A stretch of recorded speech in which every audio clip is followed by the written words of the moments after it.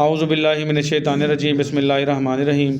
आज हमने पढ़ना है हमारा pharmacy technician category B part first के लेक्चर। ये एनाटॉमी फिजियोलॉजी की बुक है बेटा, पेज नंबर 132 के लास्ट से पढ़ना है। गैस्ट्रिक जूस, ये सिर्फ इस पे नाम लिखा हुआ है, आगे सारा टॉपिक पेज नंबर 133 पे है बेटा।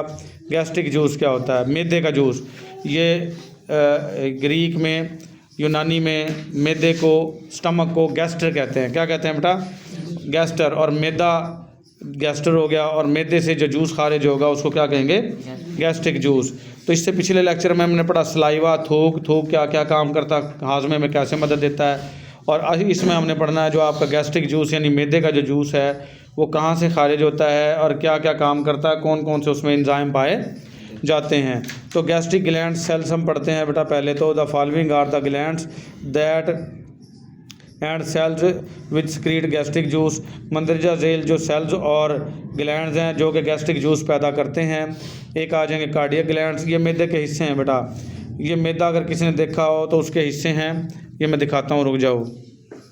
ये देखें बेटा, ये स्टमक है, इसके मुख्तलिफ हिस्से हैं। ये जो ऊपर वाला हिस्सा है ये फंडस कहलाता है, ये छोटा सा हिस्सा कार्डिया कहलाता है। इन सब में ग्लैंड्स हैं। ये बॉडी कहलाती है, दरमियान वाला हिस्सा ये वाला एंट्रम है, और ये पाइलोरस है। तो कार्डिया वाले कार्डिया सेल्स हैं, फंडस वाले फंडस कहलाएंगे, बॉडी वाले बॉडी, ये और ये पाइलोरस और एंट्रम। अगर ये स्टमक के आपको पार्ट्स याद होंगे तो आपको इनके सेल्स और ग्लैंड्स का भी आसानी से पता चल जाएगा और याद हो जाएंगे आपको। तो देखा आपने बेटा, ये स्टमक का जो हिस्सा था कार्डिया, तो कार्डिया जो हिस्सा है उसके ग्लैंड्स मैदे के कार्डियक ग्लैंड्स कहलाएंगे। पाइलोरिक जो हिस्सा आपने देखा उसके पाइलोरिक ग्लैंड्स कहलाएंगे। फंडिक या बॉडी ग्लैंड्स, बॉडी जिसको कहते हैं उसके ग्लैंड्स होंगे। म्यूकस नेक ग्लैंड्स, म्यूकस कहते हैं चिपचिपा मादा पैदा करने वाले। फिर आ जाएंगे पैराइटल आर ऑक्जेंटिक सेल्स और चीफ आर पेप्टिक सेल्स। तो ये सारे के सारे सेल्स के आपने नाम याद रख लेने हैं। ये सारे के गैस्ट्रिक ग्लैंड्स हैं बेटा। अमाउंट क्या है? मारूजी बन सकती है ये। The cells of gastric gland secrete 2500 ml यानी तकरीबन 2.5 litre of gastric juice daily. कितना गैस्ट्रिक जूस डेली पैदा करते हैं? 2500 ml यानी 2.5 लीटर बन जाएगा। 1000 ml का 1 लीटर होता है। तो मैदा इतना गैस्ट्रिक जूस डेली पैदा करता है, और जो सारा का सारा खुराक के अंदर मिक्सअप हो जाता है। कंपोजिशन क्या होती है इसमें, क्या क्या चीज़ें होती हैं बेटा? एंजाइम होते हैं। पेप्सिनोजन एंजाइम है, converter to pepsin by HCl। Enzyme pepsinogen होता है जो कि HCl हाइड्रोक्लोरिक एसिड जो मैदे में मौजूद तेजाबियत है उसकी वजह से ये पेप्सिन एंजाइम में कन्वर्ट हो जाता है। और फिर गैस्ट्रिक लाइपेज एंजाइम है, गैस्ट्रिक एमाइलेज एंजाइम है, और जिलेटिनेज एंजाइम है। ठीक है, ये मुख्तलिफ़ किस्म के एंजाइम हैं। लाइपेज लिपिड को तोड़ेगा बेटा और चिकनाइयों को। एमाइलेज अमाइलोपेक्टिन को तोड़ेगा, और जिलेटिनेज ये कोई भी चीज़ है उनको अगर जमाना मकसूद हो तो उसको जिलेटिनेज करेगा, ये एंजाइम है। फिर आयन्स आ जाएंगे। कौन कौन से आयन्स हैं? आयन्स में क्लोराइड आयन है और HPO4 हैं। और कैटायंस में सोडियम, पोटाशियम, मैग्नीशियम और हाइड्रोजन आयन्स मौजूद होते हैं मैदे में। वाटर होता है, इंट्रिंसिक फैक्टर होता है, HCl होता है। इंट्रिंसिक फैक्टर होता है बेटा जो आपके विटामिन B12 की अब्जॉर्प्शन में मदद करता है। B12 होता है आपके खून के बनने में हेल्प करता है, ये आपका विटामिन है बेटा। तो ये सारी चीज़ें मैदे में होती हैं। कोई पूछ ले मैदे में क्या क्या होता है तो आपने बताना है बेटा, मैदे में एंजाइम होते हैं, आयन्स होते हैं, वाटर, इंट्रिंसिक फैक्टर और HCl होता है। Regulation of gastric secretion, gastric secretion को कैसे रेगुलेट किया जाता है? रेगुलेट का मतलब होता है कम या ज़्यादा करना। जैसे हमारे पंखे का, इस्त्री का या फ्रिज का रेगुलेटर होता है, उससे हम उनकी स्पीड कम भी कर सकते हैं और ज़्यादा भी कर सकते हैं। इसी तरीके से अल्लाह पाक का निज़ाम है बेटा कि गैस्ट्रिक जूस की सक्रीशन को कम या ज़्यादा किया जा सकता है।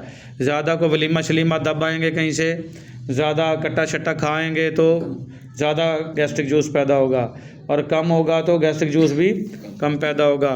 तो ये नर्वस रेगुलेशन है, यानी दिमाग इसके सक्रीशन को, गैस्ट्रिक जूस की सक्रीशन को कम या ज़्यादा करवाता है। दूसरा आ जाएगा हार्मोनल रेगुलेशन। कुछ हार्मोन होंगे जो इसकी सक्रीशन को, मैदे की सक्रीशन को कम या ज़्यादा करवाएंगे। तो फंक्शन ऑफ गैस्ट्रिक जूस आ गया। काम क्या करता है gastric juice? Digestion of protein, protein की डाइजेशन करना, हाजमा करना। प्रोटीन क्या होते हैं बेटा? आपके गोश्त और दालें, उनमें क्या होती हैं? प्रोटीन होती हैं, उनका हाजमा करवाना। यानी वलीमा खा के आए हो, यानी मुर्गी का गोश्त या कट्टे का गोश्त खा लिया आपने, बीफ वगैरह, तो उसको हज़म किसने करवाना? आपके पेप्सिन ने। गैस्ट्रिक जूस के अंदर मौजूद होगा pepsin enzyme. The enzyme pepsin with HCl, pepsin जो है एंजाइम HCl के साथ मिलके डाइजेस्ट द प्रोटीन, प्रोटीन को डाइजेस्ट करेगा अप टू पेप्टोन स्टेज। कब तक डाइजेस्ट करेगा? जब तक पेप्टोन नहीं बन जाती, प्रोटीन किस में तब्दील नहीं हो जाएगी। तो ये मारूजी बन सकती है बेटा। पेप्सिन जो है प्रोटीन को कब तक डाइजेस्ट करता है? पेप्टोन तक। कब तक करता है? दिस एंजाइम आल्सो कर्डल्स मिल्क, और ये एंजाइम जो है दूध को भी दही में तब्दील करता है। जैसे ही हम दूध पियेंगे थोड़ी देर बाद उसकी क्या बन जाएगी? दही बन जाएगी, कर्डल्स हो जाएगी। डाइजेशन ऑफ फैट, आपका गैस्ट्रिक जूस चिकनाइयों को भी हजम करता है। The enzyme gastric lipase, lipid को तोड़ने वाला एंजाइम लाइपेज। अच्छा बेटा ये जहन में रखना, जो एंजाइम होते हैं ना काम करने वाले, तो उनके साथ में ASC लगता है उनके नाम के साथ, ठीक है। जैसे फैट को हम लिपिड कहते हैं, लिपिड को तोड़ने वाला लाइपेज, प्रोटीन को तोड़ने वाला प्रोटीएज, ठीक है। कार्बोहाइड्रेट को तोड़ने वाला कार्बोहाइड्रेज, ठीक है। तो इस तरीके से ये लिपिड को तोड़ेगा। लिपिड को तोड़ने वाला एंजाइम कौन सा होगा? Gastric lipase. मैदे के अंदर होता है ना, तो इसलिए इसका नाम क्या है? मैंने पहले ही बताया कि ग्रीक में मैदे को क्या कहते हैं? गैस्टर, ठीक है। डाइजेस्ट द फैट, ये फैट को हजम करेगा टू सम डिग्री, कुछ डिग्री तक। ज़्यादातर फैट वैसे छोटी आंत के पहले हिस्से में हजम होती हैं, लेकिन कुछ ना कुछ मैदे का भी जो गैस्ट्रिक लाइपेज है वो भी चिकनाइयों को मैदे में हजम करता है। पहले प्रोटीनें हजम हुई बेटा पेप्सिन ने की, और अब लाइपेज यानी लिपिड हजम हो रही हैं। The activity of this enzyme is confined to the stomach, इस एंजाइम की एक्टिविटी मैदे में महदूद होती है। कन्फाइंड का मतलब क्या होता है? महदूद होती है। Because it is destroyed by trypsin, क्योंकि ट्रिप्सिन एंजाइम जो है इसको डिस्ट्रॉय कर देगा, तबाह कर देगा। ट्रिप्सिन एंजाइम किस में आएगा? छोटी आंत में, क्योंकि खाना मैदे के बाद किस में जाना होता है? छोटी आंत में। छोटी आंत का पहले एसिड ड्यूडिनम में, तो वहाँ ट्रिप्सिन एंजाइम होता है। तो ये गैस्ट्रिक लाइपेज जाके एंजाइम ख़त्म हो जाएगा किस में? छोटी आंत में। फिर आ जाएगा एंटीसेप्टिक फंक्शन। एंटीसेप्टिक कहते हैं बेटा जरासीम कुछ फंक्शन, जो हम खाना खा जाते हैं गंदे हाथों वाला, बरगंद वगैरह होटलों से, बहुत सारे जरासीम होते हैं, लेकिन जरासीम जाके मैदे में मौजूद HCl हाइड्रोक्लोरिक एसिड, ये तेज़ाब है, उन जरासीमों को मार देता है। वी नो दैट, हम जानते हैं gastric juice contain HCl, gastric juice में क्या होता है? HCl। It prevents the growth, ये नशोनुमा को रोकता है। And kill the micro organism in the stomach, और मैदे के अंदर जो माइक्रो ऑर्गेनिज्म होते हैं खुर्दबीनी जानदार, उनको मार देता है। फिर आ जाएगा एक्सक्रीशन, खारिज करवाना। सर्टेन टॉक्सिन्स, कुछ जहरीले मादे, हैवी मेटल्स, हैवी धातें, एंड अल्कलॉइड्स, जो जिनकी pH बेटा 8, 9, 10, 11, 12, 13, 14 हो, तो उनको बेसिक या अल्कलॉइड कहते हैं। कुछ वो अल्कलॉइड आ गया, are excreted through the gastric juice, ये तमाम चीज़ें खारिज हो जाती हैं गैस्ट्रिक जूस से। फिर दूसरे फंक्शन, अदर फंक्शंस में rennin to coagulate caseinogen of milk. Rennin बेटा ये मैदे में मौजूद होती है, प्रोटीन है ये कैसिनोजन जो है मिल्क की एक प्रोटीन होती है कैसिनोजन, इसको जमा देती है। कोगुलेट का मतलब क्या हो जाता है? जमा देना। तो रेनिन जो है कोगुलेट कर दे, जमा देती है कैसिनोजन ऑफ मिल्क की कैसिनोजन को। HCl hydrochloric acid help in the absorption of iron. Iron क्या होता है आपका बेटा? Fe, वैसे तो लोहा होता है, लेकिन ये नहीं है लोहा खाना शुरू कर दें। कुछ फ्रूट्स ऐसे हैं जिनमें आयरन मौजूद होता है, कुछ सब्जियां ऐसी हैं जिनमें आयरन मौजूद होता है। और आयरन और फोलिक एसिड और विटामिन B12, ये तीनों चीज़ें आपके खून के बनने में बहुत ज़्यादा मदद करती हैं। आयरन की टैबलेट्स भी आप खाते हो, तो आयरन की टैबलेट भी खाओगे तो वो भी HCl की मदद से जज़ब होंगी, वरना जज़ब नहीं होंगी। Intrinsic factor help in the absorption of vitamin B12, मैंने अभी बताया इंट्रिंसिक फैक्टर होता है एक जो विटामिन B12 की जाज़बियत में मदद देता है। अगर ये इंट्रिंसिक फैक्टर ना हो तो खुदा न खास्ता आप विटामिन B2 खाते भी रहेंगे तो आपके बॉडी में जज़ब नहीं होगा और खून की कमी हो जाएगी। तो ये काम थे बेटा कितने? 5 काम। किसके? गैस्ट्रिक जूस के। फिर आ जाएगा बेटा पैंक्रियाटिक एक्सक्रीशन, ये भी साथ ही पढ़ देते हैं एक ही लेक्चर में। हम ज़्यादा से ज़्यादा कोशिश करें इसको कवर करें पेपर से पहले। तो पैंक्रियाज क्या होता है? लबलबा। पहले तो ये देख लें क्या होता है ये देखें बेटा, मैदे के साथ जो ये मैदे के साथ जुड़ा हुआ है छोटी आंत, और छोटी आंत के साथ जुड़े हुए ये पैंक्रियाज, ये पीला सा पत्ते जैसा पैंक्रियाज है। और ये बेटा आपका लीवर है, जिगर जिसको कलेजी कहते हैं, और लीवर बनाता बाइल जूस, और बाइल जूस आके स्टोर होती है पित्ते में, गाल ब्लैडर में।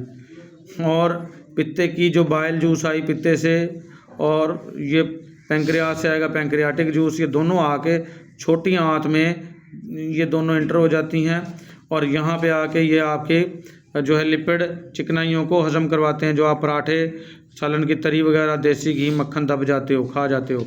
ये देखें बेटा पेंक्रियाज यहाँ पत्ते की शक्ल का ये और वाज़े करके दिखा दिया है सफ़ेद से कलर का, और ये जो इसके दरमियान से आ रही पेंक्रियाटिक डक्ट आ रही है, ठीक है।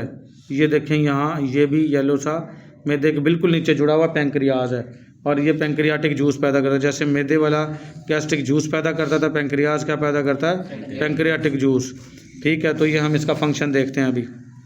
इंट्रोडक्शन देख लें बेटा। The pancreas is a dual function gland. Pancreas जो है वो दोहरे फंक्शन वाला ग्लैंड है, दो काम करता है। ये मरूजी बन सकती है कि कौन सा ग्लैंड है जो ड्यूअल फंक्शन करता है, वो पेंक्रियाज है, मरूजी बन सकती है बेटा। यहाँ partially exocrine and partially endocrine. Exocrine gland ऐसे कहलाते हैं बेटा जिनकी नालियाँ हों, और एंडोक्राइन ऐसे जिनकी नालियाँ ना हों। डक्टलेस ग्लैंड एंडोक्राइन, डक्ट वाले एक्सोक्राइन, ये दोनों ही काम करता है बेटा। जो एंडोक्राइन ग्लैंड्स हैं वो अपने सिक्रीशन डायरेक्टली खून में खारिज करते हैं, उनकी नालियाँ नहीं होती, और एक्सोक्राइन ग्लैंड्स की नालियाँ होती हैं, वो अपनी रतूबत जो है वो डायरेक्टली खून में खारिज नहीं करते। तो ये दोनों ही काम करता है बेटा, इसकी नाली भी है और ये बगैर नाली के काम भी करता है। The exocrine part secretes digestive pancreatic juice. जो एक्सोक्राइन पार्ट है जिसकी जो नाली वाला फंक्शन है वो हाजमे का पेंक्रियाटिक जूस पैदा करता है। वाइल द एंडोक्राइन पार्ट, जो एंडोक्राइन पार्ट है secretes insulin, glucagon and somatostatin hormone. ये इंसुलिन पैदा करता है, ग्लूकागॉन पैदा करता है और सोमाटोस्टैटिन हार्मोन पैदा करता है। इंसुलिन काम करती है बेटा आपके शुगर को कम करवाती है, ग्लूकागॉन आपकी शुगर को बढ़ाती है, और सोमास्टैटिन जो है, और ये सोमास्टैटिन हार्मोन बेटा सॉरी थोड़ा स्टॉप करना पड़ा था। ये सोमास्टैटिन जो हार्मोन है आपका, ये आपकी ग्रोथ को रोकता है, जो बढ़ोतरी हो रही है उसको रोकने का काम करता है। जैसा कि आपका कद एक हद तक पहुंच गया तो उसको ज़ाहिरी बात रोकना तो है ना, ये ना हो कि आप बढ़ते ही रहो बढ़ते रहो बढ़ते ही रहो और बहुत ज़्यादा लंबे हो जाओ। तो उस ग्रोथ को रोकना किसका काम है, सोमास्टैटिन का हार्मोन। तो ये आपकी मरूजियाँ बन सकती हैं बेटा। जो एक्सोक्राइन सिस्टम है इसका, वो मैदे के हाजमे के एंजाइम खारिज करता है, और जो एंडोक्राइन सिस्टम है वो 3 हार्मोन इंसुलिन, ग्लूकागॉन और सोमास्टैटिन खारिज करता है। इन जनरल आमतौर पर द सिक्रीशन इज़ क्लियर, इसकी जो रतूबत है वो शफाफ होती है, कलरलेस बेरंग होती है, लिक्विड माया है, विच कंसिस्ट ऑफ H2O जिसमें पानी होता है, साल्ट नमकियात होते हैं, सोडियम बाइकार्बोनेट, सोडियम बाइकार्बोनेट कहते हैं मीठा सोडा वो होता है, एंड एंजाइम और कुछ एंजाइम होते हैं। डेली सिक्रीशन कितनी है बेटा इसकी, ये भी मरूजी बन सकती है। डेली सिक्रीशन कितनी, 1200 से 1500 ml, यानी 1200 ml से लेके 1500 ml यानी 1.5 लीटर तक खारिज करता है। और पीएच कितनी है इसकी, ये भी मरूजी बन सकती है बेटा। पीएच है 7.1 से 8.2 पीएच है। यह आ गया था सवाल पिछली मरतबा, मरूजी बन गई थी ये। कंपोजिशन क्या है इसमें, होता क्या क्या है बेटा, वाटर है इसमें, कुछ आयंस हैं, ions contain sodium, potassium, calcium, magnesium. जो आयंस मैदे में थे तकरीबन वही हैं बेटा। फिर उसके अंदर एनाइन होंगे, एनाइन कहते हैं जिन पे नेगेटिव चार्ज हो वो एनाइन, जिन पे पॉजिटिव चार्ज हो वो कैटाइन। तो एनाइन कौन से हैं, HCO3 माइनस चार्ज है, देख लें बेटा इस पर। क्लोरीन माइनस, ये Cl है, ये C1 लिखा हुआ है, ये गलत है। और SO4 है, ठीक है, सल्फेट आयन, और HPO4 है। तो ये सारे आयन्स मौजूद हैं एनाइन यानी मनफी चार्ज वाले। इसमें प्रोटीन होती हैं बेटा। प्रोटीनें कौन कौन सी, इसमें एल्बुमिन और ग्लोब्यूलिन प्रोटीन है। एंजाइम है प्रोटियोलाइटिक एंजाइम यानी प्रोटीन को तोड़ने वाले, यानी ट्रिप्सिन एंजाइम है, कीमोट्रिप्सिन, और कार्बोक्सी पॉलीपेप्टाइडेज एंजाइम है, राइबोन्यूक्लियस एंजाइम है, डीऑक्सी राइबोन्यूक्लियस और इलास्टेज एंजाइम, ये सारे एंजाइम मौजूद हैं।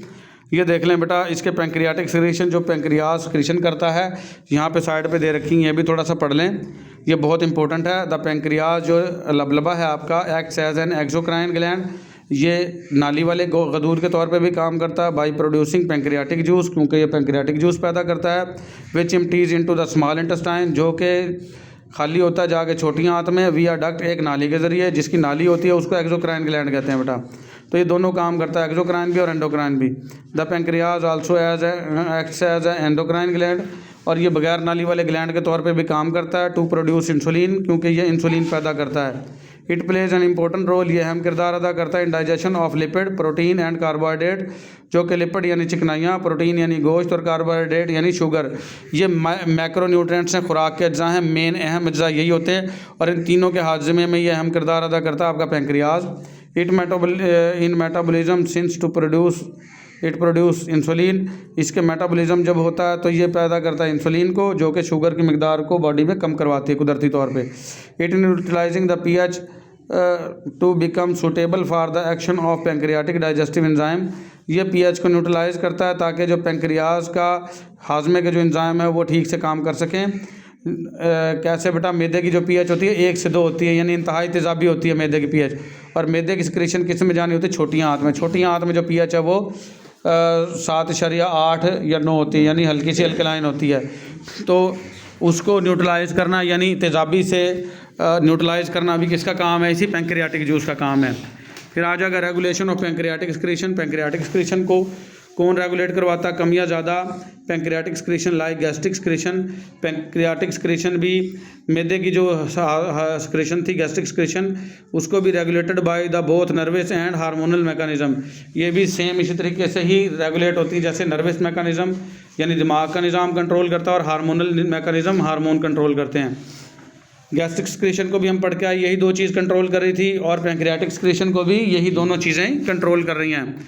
Enzyme of pancreatic excretion. Pancreatic excretion के एंजाइम कौन कौन से हैं? प्रोटियोलाइटिक एंजाइम आ जाएगा, प्रोटीन को तोड़ने वाला, trypsin, chymotrypsin, carboxy polypeptidase, ribonucleases, deoxy ribonucleases and elastases. ये एंजाइम तो हम पहले भी पढ़ के आए, अभी पढ़ाए हमने, ये देखें ये एंजाइम्स थे, ये सारे के सारे एंजाइम उसने दोबारा दे दिए। ठीक है, फिर आ जाएगा कार्बोहाइड्रेट स्प्लिटिंग एंजाइम। कार्बोहाइड्रेट को तोड़ने वाले एंजाइम कौन से हैं? Pancreatic amylase. एमाइलेज बेटा थूक में भी होता है, देखें एमाइलेज जो है वो मैदे में भी था, और एमाइलेज जो है वो आपका पैंक्रियाज भी पैदा कर रहा है। और एमाइलेज जो हार्मोन है ये किसको एंजाइम है, ये किसको तोड़ता है? आपकी शुगर को। हमने जो digestion and absorption of carbohydrate पढ़ा था तो उसमें हमने ये एमाइलेज का फंक्शन सबसे ज़्यादा देखा था। फिर आ जाएगा lipolytic enzyme. Lipolytic, lipo mean fat होती है बेटा चिकनाइयाँ, उसको तोड़ने वाले, लाइटिक मीन तोड़ना, लिपो मीन चिकनाइयाँ, लाइसिस मीन तोड़ना, यानी चिकनाई को तोड़ने वाले, फैट को तोड़ने वाले एंजाइम। उसमें आ जाएगा पैंक्रियाटिक लाइपेज, कोलेस्ट्रोल लाइपेज और फास्फोलाइपेज। जहाँ लाइपेज आ जाएगा यानी लिपिड को तोड़ने वाले एंजाइम है ये। तो ये आपके चिकनाइयों को तोड़ने वाले एंजाइम इसमें पाए जाते हैं। Function of pancreatic juice. Pancreatic juice का काम क्या क्या है बेटा? डाइजेशन और डाइजेस्टिव फंक्शन, हाजमे का जो निज़ाम है। Pancreatic excretion contain large number of enzyme. Pancreatic excretion में ज़्यादा तादाद में एंजाइम पाए जाते हैं। So it helps in the digestion of protein, तो ये मदद करता है प्रोटीन की डाइजेशन में, कार्बोहाइड्रेट्स की डाइजेशन में, एंड फैट्स की डाइजेशन, यानी तीनों जो आपके मैक्रो न्यूट्रिएंट्स हैं जो खुराक का जूस हैं होते हैं, जो आपके लिए इंतहाई ज़रूरी हैं, इन तीनों के हाजमे में मदद देता है, यानी प्रोटीन के, कार्बोहाइड्रेट और फैट के। फिर आ जाएगा न्यूट्रलाइजिंग एजेंट। ये न्यूट्रलाइजिंग करता है बेटा, मैंने पहले ही बताया मैदे की पीएच 1 से 2 होती है, इंतहाई तेज़ाबी है, तो छोटी आंत में असासी यानी अल्कलाइन में काम करेगा सारे के सारे एंजाइम। तो इसलिए मैदे से जो सिक्रीशन आ रही है उसको तेज़ाबी को न्यूट्रल करना भी इसी पैंक्रियाटिक जूस का काम है। द जूस इज़ अल्कलाइन, ये जूस अल्कलाइन होता है। So it न्यूट्रलाइजेज the almost equal volume of gastric juice, तो ये न्यूट्रलाइज कर देगा, गैर तेज़ाबी कर देगा, जितना भी वॉल्यूम आया है गैस्ट्रिक जूस से यानी मैदे से, उसको न्यूट्रलाइज कर देगा। तो ये था हमारा बेटा पैंक्रियाटिक जूस। फिर हम अगले लेक्चर में पढ़ेंगे बाइल जूस। आज के लिए इतना ही, उम्मीद है आपको समझ में आई होगी। मिलेंगे अगले लेक्चर बाइल जूस वाले में। अल्लाह हाफिज़।